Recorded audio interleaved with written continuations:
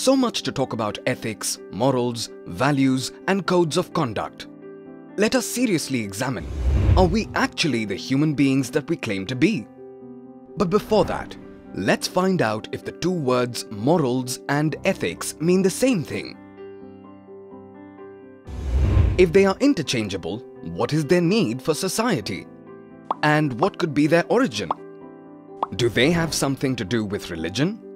Or are they only meant to conduct business and profession in a fair manner? For an answer to these questions, let's look at Buddha's words.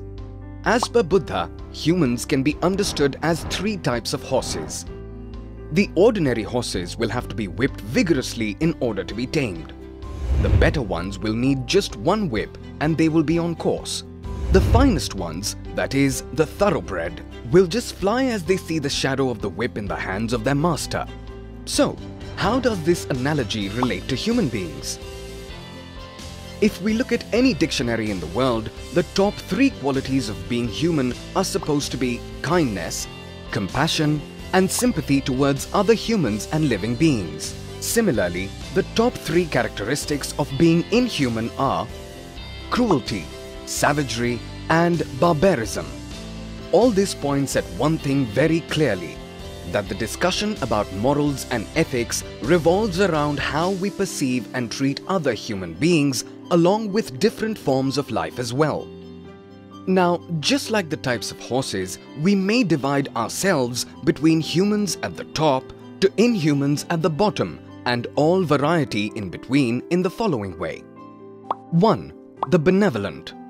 These few people among us possess the essential qualities of compassion and kindness, not only towards fellow humans, but also towards life in general. They are contented souls who are in sync with life's forces, and after understanding them, consider other living beings as their own extension.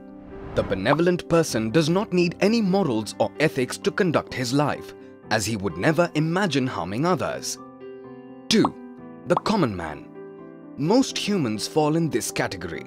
They consider themselves distinct from others and life in general, and are always struggling between the right and the wrong. Such people derive their guidance from religion and society in the form of written or unwritten moral codes such as honesty, fairness, or mutual respect, and sometimes in the form of commandments like "you will not steal." They often spend their lives struggling between personal interests on one side and guilt associated with not following the morals on the other. 3. The professional. Out of the common folks, some of us become part of businesses or professional communities such as doctors or lawyers. Most of such groups and communities are governed by written and unwritten ethics in the form of codes of conduct. An example may be not to engage in unfair competition with other members. Unlike moral codes, the professional codes of ethical conduct are generally enforced amongst members, and the ones that do not follow are often expelled from memberships. 4. Thugs and cheats.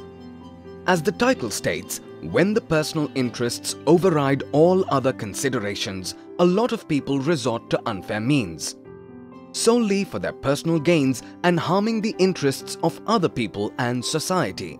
For such people, neither voluntary morals nor enforced ethics carry any value. Hence, civil laws have to be enacted by governments to provide justice to those who suffer because of such people. 5. Criminals. This stage perhaps is the end of even a little bit of humanity, when a person goes to such an extent where he can take the life of the other or do similar things which may jeopardize other lives for personal greed. Unfortunately, such people may be tamed only by being subjected to criminal laws of the land. So, are morals and ethics good or bad? Well, Rich Life believes that all codes of conduct, whether morals, ethics, civil or criminal laws, are only poor substitutes for humanity.